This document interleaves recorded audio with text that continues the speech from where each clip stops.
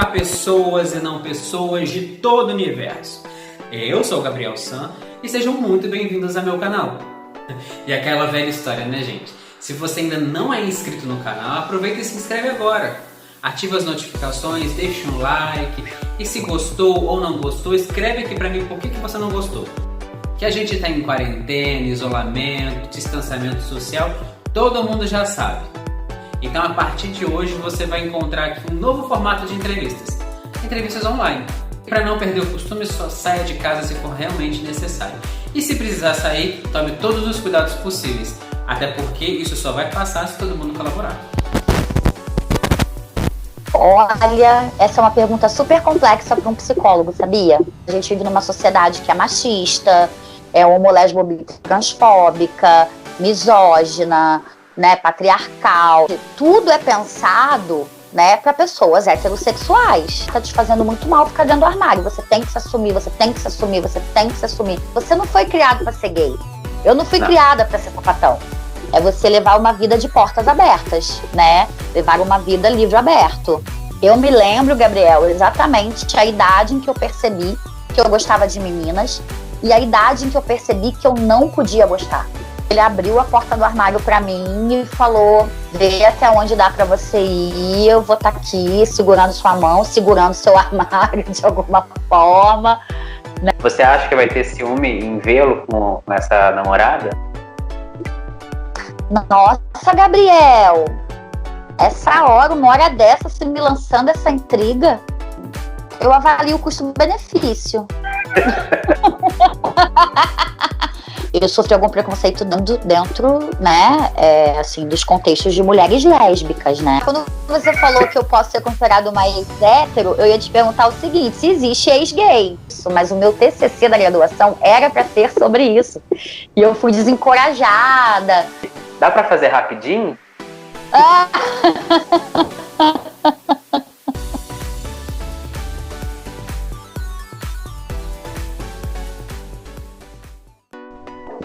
Oi, gente, sejam muito bem-vindos a mais uma entrevista aqui no quadro Conversa Comigo. Hoje eu recebo por Skype uma pessoa que ela foi muito falada na cidade onde ela mora. Depois ela se mudou, ela teve outras funções na mesma área e continua sendo muito falada. Seja algumas pessoas falando bem e outras pessoas falando não tão bem assim. Ela é psicóloga, especialista em droga-dependência e gênero e sexualidade. Além disso, ela vem de Itapuera também e está começando já um canal e um conteúdo digital para você. Ela é a Thalita Maia. Oi, Gabriel. Seja bem-vinda de novo aqui no meu canal. Muito obrigado por ter aceito o meu convite. Tamo junto, você sabe, sempre. E o tema de hoje vai ser sair do armário. O que é sair do armário para você? No Brasil, né, dentro da cultura do movimento LGBT, sair do armário é você se assumir, né? É você levar uma vida de portas abertas, né? Levar uma vida livre aberto, né? Onde as pessoas sabem da sua orientação sexual, da sua identidade de gênero, enfim, né? No Brasil, essa expressão ela é usada dentro desse contexto. Mas essa expressão ela surgiu mais ou menos na década de 20 nos Estados Unidos. E ela dizia a respeito à questão das debutantes, né? Que eram as meninas, né? Que faziam... Aqui a gente faz debut com 15, lá é com 16, se não me engano. E aí esse ato da menina, né? Se mostrar para a sociedade, né? Como uma jovem mulher, né? Uma menina que já estava ali disponível com as propostas de casamento, né? Eles chamavam esse ato de sair do armário. E aí o movimento LGBT meio que se apropriou e ressignificou, e no Brasil tem essa conotação, né? Sair do armário no Brasil significa se assumir. Para mim, enquanto pessoa, representou saúde mental, representou conforto com o meu corpo, conforto com a minha existência, conforto nas minhas relações. Para mim significou entendimento do meu lugar no mundo, sabe? Foi extremamente simbólico, assim. Mas o sair do armário, assim, o se assumir não é só para questão de orientação sexual e identidade de gênero, né? Então, no Brasil, essa expressão começou a ser utilizada nesse contexto, né? Num contexto de orientação sexual e de expressão de gênero de uma maneira geral. Mas aí algumas pessoas, né, se utilizam, né, para outras formas, né? Como, por exemplo, Gabriel, saia do armário, assuma que você, né, é um escritor. Você escreve muito bem, não mostra pra ninguém, sai do armário como escritor, assuma que você é escritor. Por exemplo, né, se você fosse uma pessoa que escreve maravilhosamente bem, mas guarda os seus textos, né? No caso, você escreve maravilhosamente bem e expõe os seus textos, né? Então você não precisaria ouvir essa expressão. Eu tô te dando só um exemplo.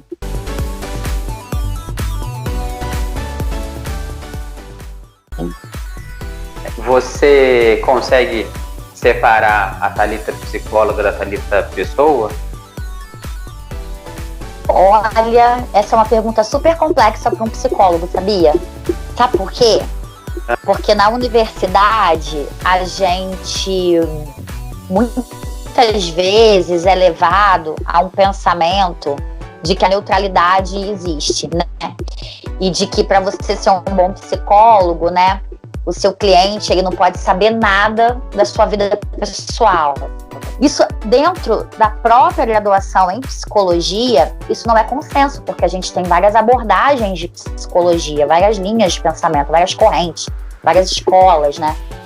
E mesmo assim, dentro da clínica psi tem muita diversidade também, né? Por isso que algumas pessoas falam, eu não gosto de terapia porque a minha experiência foi que o psicólogo não falava, né? E aí o outro vai dizer, eu não gostei porque na minha experiência ele me confrontava muito, né? O meu só passava exercícios, porque são várias abordagens. Então é importante também nós falarmos disso e as pessoas terem ciência das diferentes abordagens, para quando ela for escolher um profissional, ela escolha um profissional que mais tem a ver também com a maneira com que ela funciona, aplicando as técnicas, utilizando o meu conhecimento, utilizando as teorias, utilizando tudo que eu aprendi. Eu não deixo de ser a Thalita indivíduo, pessoa, né? Não deixo, né? As minhas dores estão em mim, né? Dentro da psicologia a gente fala muito assim, deixa os valores na porta, entra sem eles, porque você não pode julgar quem você está atendendo. Perfeito, né? O meu time de futebol, né? Enfim, isso eu deixo pra fora, né? Porém, a minha dor, ela vem comigo, não tem como. É a minha subjetividade, é o que faz com que eu seja eu, entende? Então, eu encontro subjetividades. Eu não tô ali como uma pessoa fria, como um robô, como uma pessoa oca, sabe? Thalita com todas as dores e as delícias que fizeram a Thalita ser a Thalita, entende? Por isso que é muito importante, assim, o processo terapêutico, ele não caminha sem vínculo. Ele não caminha sem vínculo. É necessário que a pessoa que está se submetendo à terapia, ela tenha uma vinculação com aquele profissional, né? Não vai andar, não vai funcionar. E o profissional também. É muito importante o profissional acreditar naquela pessoa, sabe? Quando eu digo acreditar, não é achar que ela está falando verdade e não mentira. Quando acreditar mesmo, acreditar na potência, acreditar de que a pessoa tem condição de superar aquelas questões, sabe? De que a pessoa pode mais, que a pessoa pode se desenvolver mais, entende? É nesse sentido.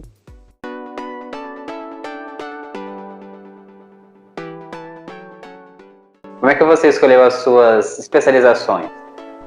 E por quê, né? Então, por quê? Nossa, é uma história muito louca. Porque quando eu entrei na faculdade, eu achava que eu ia ser psicóloga clínica, que eu ia viver de clínica, que eu ia ter um consultório, que eu ia viver de clínica. Aí, ao longo da faculdade, eu fui desconstruindo isso, né? Fui vendo que eu queria lidar com uma parte mais de estimulação, então eu fiz parte de um grupo de pesquisa, que era atividade lúdica e desenvolvimento humano. Eu fazia estimulação metacognitiva em crianças com deficiência, né? disfunção neuromotora, que é o que a gente chama vulgarmente de pessoas com paralisia cerebral, mas esse termo ele é inadequado, porque o cérebro não está parado, né? E atendia também... Espera um pouquinho que eu ia espirrar, porque aqui é muito úmido e tá cheio de mofo. Eu espirrei no seu ouvido? Quem sabe faz ao vivo. Espirrou no meu ouvido, mas tudo bem, intimidade é uma porcaria mesmo. E aí eu fazia esse grupo de pesquisa, atendia essas crianças e acompanhava as mães dessas crianças. Então esse trabalho me colocou muito. Aí eu achava que eu ia ser aquela psicóloga que trabalhava em hospital, mas não em hospital geral, em hospitais tipo uma ACD, assim, hospitais específicos, instituições específicas para pessoas com deficiência. E eu via o quão confortável para mim era aquilo. Sabe quando você sente o seu chamado, assim, parece que você é convocado para aquilo, porque é aquilo que você... Parece que você sabe fazer aquilo. Parece que você já veio com algumas habilidades, assim, que você construiu ao longo da sua vida, algumas habilidades, assim, quando você se depara com aquele conhecimento, tudo faz sentido e você sente que você sabe fazer. Droga dependência foi uma oportunidade que surgiu para mim na época. Fez muito sentido naquele momento, porque eu trabalhava no CREAS e eu estava trabalhando muito com os programas de acolhimento com crianças e adolescentes que estavam em acolhimento para serem protegidas. Então fez sentido para mim naquele momento estudar droga-dependência pelo atravessamento, tanto que o meu TCC da especialização de droga-dependência, eu até levei esse pôster para alguns eventos, alguns congressos, seminários específicos da área de infância e de políticas sobre drogas, porque parecia que o motivo presumido do acolhimento de todas aquelas crianças naquele momento era o abuso de substância desses responsáveis. Então até o nome do meu TCC era o dependente do dependente. E gênero e sexualidade era meu sonho, né? Era o que eu queria fazer desde a graduação. E aí não tive oportunidade. Quando pintou a oportunidade, nossa, eu fiz essa especialização, Gabriel, com o mesmo empenho de quem faz um pós-doutorado. Foi incrível, foi incrível. Ali foi a realização, assim, de um dos meus sonhos. Muita gente não sabe disso, mas o meu TCC da graduação era para ser sobre isso. E eu fui desencorajada. Ah, não, você dá aula de dança do ventre há tantos anos, faz alguma coisa unindo dança do ventre com psicologia. Mas eu já queria falar de questões de identidade de gênero no meu TCC, né? E não foi possível. Eu falei, realmente... na época ainda era GLBTT. A sigla ainda era GLBTT. E por conta de eu sempre ter a disponibilidade para esse tipo de estudo, eu era muito demandada a ir para a clínica. Thalita, você precisa ir para a clínica, porque quem vai atender essa pessoa? Thalita, psicólogos X, Y e Z são excelentes, mas eles não sabem a diferença de orientação sexual e identidade de gênero. Como é que faz? Eles não sabem orientar com relação a uma transição. Eles não sabem compreender quando uma pessoa diz a necessidade de uma transição.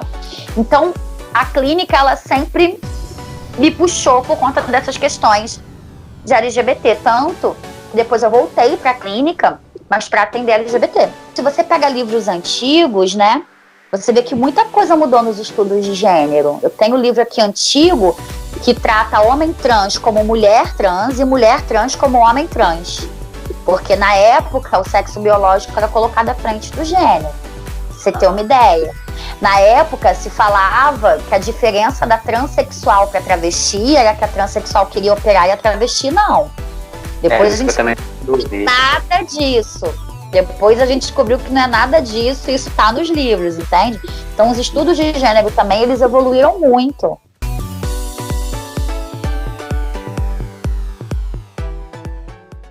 Você considera que existe um momento exato para a pessoa sair do armário?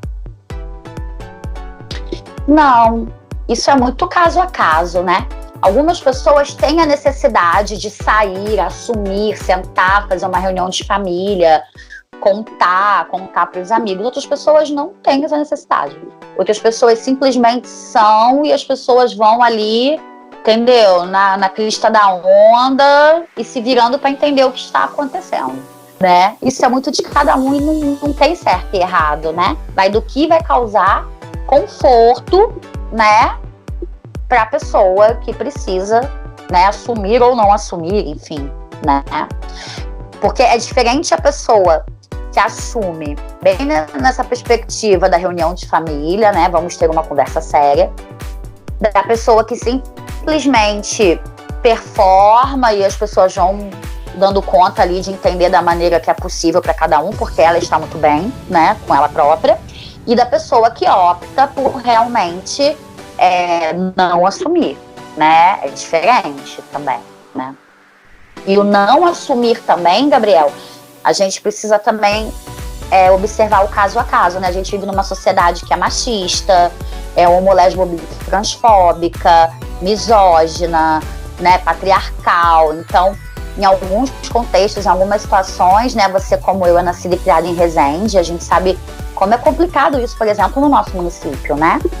Então, a gente também precisa ter muito, muito cuidado, muito carinho com as pessoas que optaram por, né, não falar disso e ter uma performance o mais discreta possível, né? Que é o que a gente chamaria vulgarmente de dentro do armário, né? Cada pessoa vai ter o seu tempo, né? A gente precisa respeitar e acolher. O que pode ocasionar uma saída de armário forçada?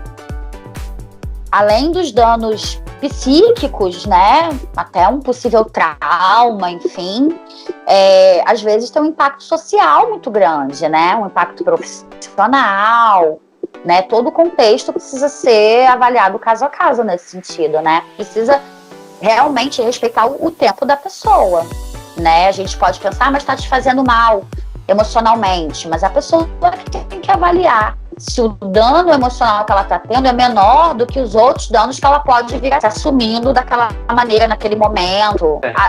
Muitas vezes nós, na ânsia de fazermos o bem, né, pro nosso semelhante, a gente olha de fora e avalia, tá te fazendo muito mal ficar dentro do armário, você tem que se assumir, você tem que se assumir, você tem que se assumir, né, e a pessoa às vezes não tá pronta para aquilo. E eu que eu tava tem implicações não só psíquicas, como sociais, familiares, profissionais, entende? Então acaba que não é justo, não é ético você forçar o outro, né? O mais adequado é você abrir a tua escuta pro outro, dar esse espaço pro outro, se abrir com você, falar das angústias, porque falar ajuda a gente a elaborar e a entender. Quando essa pessoa vai falar para você os motivos pelos quais ela não sai do armário, ela vai estar te ouvindo também. E aí você tem a oportunidade de colocar para ela, tá, mas isso faz sentido mesmo? Isso é justo? Você realmente acha que essa é a melhor forma? Né? Vamos pegar exemplos aí de pessoas que conseguiram numa situação muito mais complexa que a sua, né? Você consegue fazer um trabalho de ajudar a pessoa realmente a lidar com aquilo e a traçar uma estratégia, né, de fazer isso de uma maneira menos violadora possível.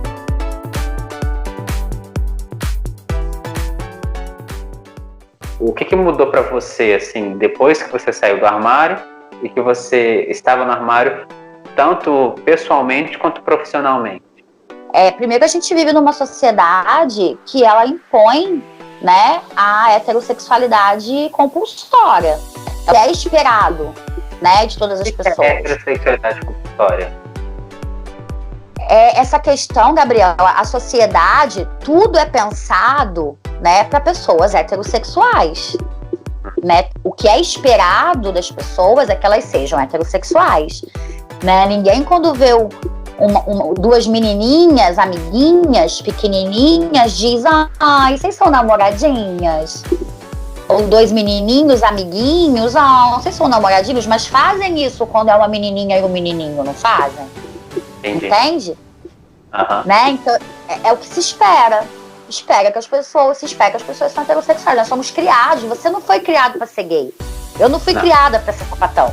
Né? Nós somos criados para sermos pessoas, né, heterossexuais. Isso é heterossexualidade compulsória, né?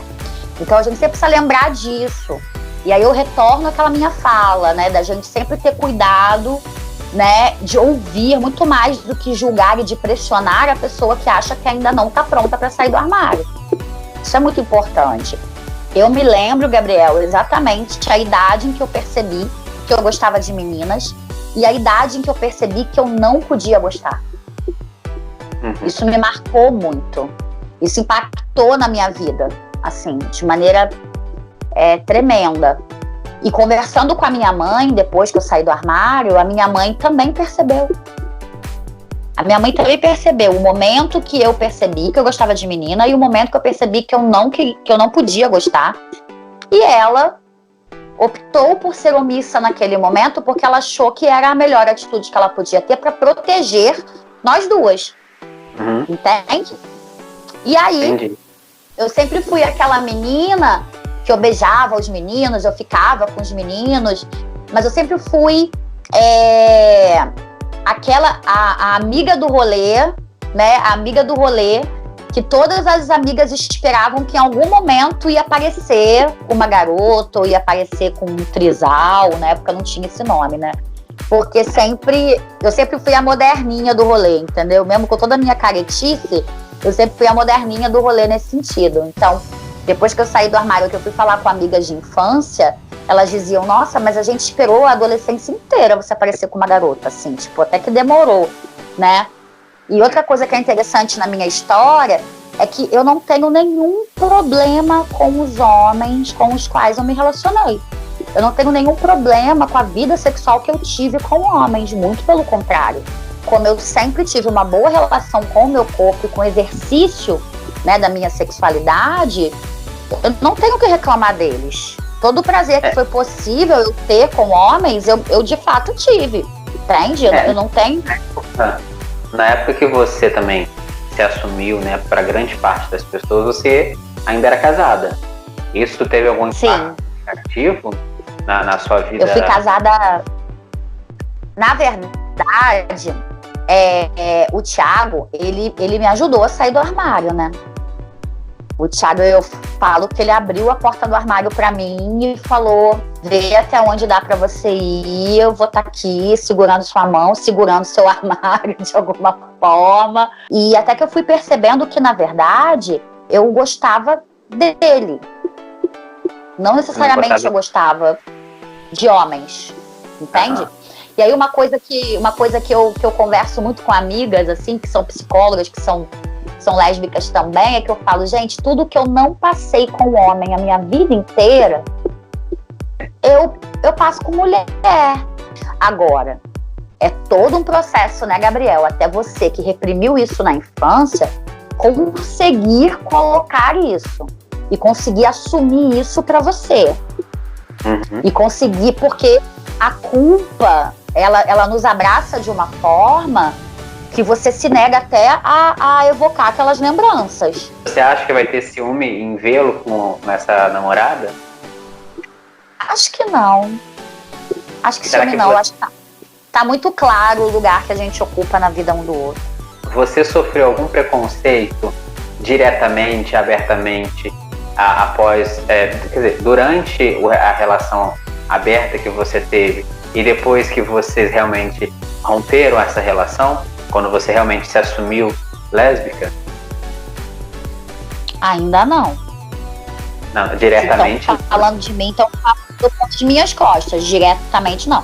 Se estão falando de mim, estão falando pelas minhas costas. Porque na minha frente, não. Porque eu saí do armário com 100 quilos, né, Gabriel? Então eu quebrei ele de um jeito que não dá mais pra voltar, pra remendar. Eu sofri, sim, alguns preconceitos no momento em que a minha situação com o Thiago ainda não era verbalizada claramente. Estava claro para Thiago e eu que nós éramos um do outro, mas a gente ainda não tinha, né, dado uma satisfação sobre isso no Facebook, né, no Instagram, essas coisas que tem hoje em dia, né? Hoje em dia as pessoas comunicam as coisas assim, né? Eu sofri algum preconceito dentro, né, assim, dos contextos de mulheres lésbicas, né? De, você é sapatão, sapatão que tem marido, então você não é sapatão, você é bissexual, né? Então você ainda precisa de um homem te validando, né? Não entendia que era uma questão de amizade, de companheirismo, de parceria, Você comentou, né, que você foi casada e que viveu como marido e mulher, né, com o seu ex-esposo, ex-marido. Então você é considerado por muita gente ex-hétero, né? E você acha que pode existir o famoso ex-gay? Isso que eu ia te perguntar. Quando você falou que eu posso ser considerado uma ex-hétero, eu ia te perguntar o seguinte: se existe ex-gay. Esse mês de maio a gente celebra, né, o dia 15 de maio, que é o Dia Internacional do Combate à LGBTfobia. O que você acha que foi mais importante nesse processo todo para que hoje a gente tenha uma sociedade um pouco mais tolerante do que há 10 anos atrás? Sim. Informação, né? Algumas pessoas criticam que a sigla LGBTIQA+, não para de crescer e não vai parar. Alguns pesquisadores falam que isso é complicado porque tira o foco, mas outros vão dizer que, na verdade, a gente só fala de algumas identidades porque elas entraram na sigla. Se elas não tivessem entrado, nós não falaríamos. E se a gente não fala, a gente não gera conhecimento nas pessoas e não desmistifica alguns pânicos sociais que as pessoas têm.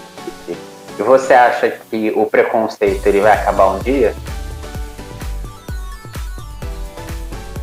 Nossa, Gabriel, essa hora, uma hora dessa, se me lançando essa intriga, é o que a gente espera, né, companheiro? É o que a gente espera. Você não acha, mas você não acha que vai acabar?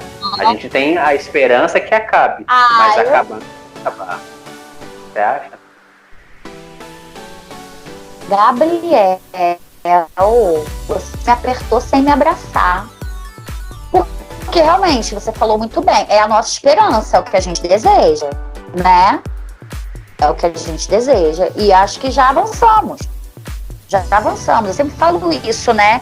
Ainda tá ruim, mas quando a gente pensa que tá ruim, a gente tem que pensar em como era antes, né? Então, assim, estamos avançando, só que a gente não pode dormir, a gente não pode cair na zona de desconforto, é um processo, né?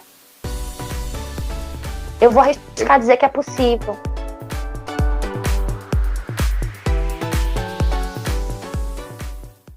Para finalizar nossa conversa, Thalita, no final de toda entrevista tem uma brincadeirinha que eu peço para o novo convidado falar uma mesma frase que possa usar em duas situações diferentes. Então eu queria que você pensasse, olha direto para sua câmera aí e fala várias frases que vier à sua cabeça.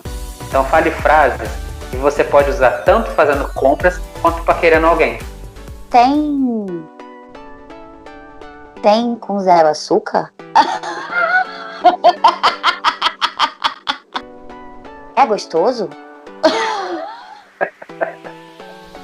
Dá pra fazer rapidinho?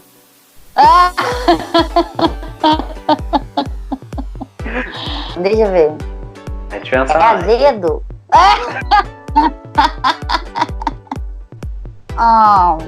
Eu avalio o custo-benefício. Deixa um recadinho pro pessoal aqui. O que você vai fazer, quais são os seus planos, o que você está preparando para esse ano. Estou aí com uma dedicação 100% ao consultório online. Estou alimentando uma página no Instagram chamada @ThalitaMaiaPsicóloga, com conteúdo, com lives, com orientações, com dicas, né? Também respondo as pessoas no direct, enfim. O trabalho de terapia online e também com os e-books, que em breve eu vou lançar. Os contatos da Thalita vão estar aqui embaixo, gente. Quem quiser entrar em contato com ela, pode mandar mensagem que ela responde. Se tem alguma dúvida ou alguma outra questão, só falar com ela que ela te ajuda. Com certeza. Estamos aí para isso. Obrigado, tá, Thalita, pela participação. Estamos juntos. Tá bom, obrigado, tá? Então, gente, tchau, tchau. Beijo. Existir no mundo em que a gente existe hoje nos coloca desafios extremos em todos os aspectos da vida. Quando se é uma pessoa LGBT, essas coisas pesam um pouco mais, né? A terapia, ela acaba sendo um recurso de sobrevivência para pessoas independentes de serem pessoas LGBTs ou não. mas pensa no conforto de você fazer uma terapia com uma pessoa que faz parte da sua comunidade, faz parte da sua população e entende as suas especificidades. Pensa no conforto disso, né? Eu recebo, ao longo desses anos, muitos relatos de pessoas que não conseguiram avançar no seu processo psicoterapêutico porque não se sentiam compreendidos nas suas especificidades. Nas suas especificidades do ponto de vista de serem pessoas LGBTs. Então é para isso que eu tô aqui.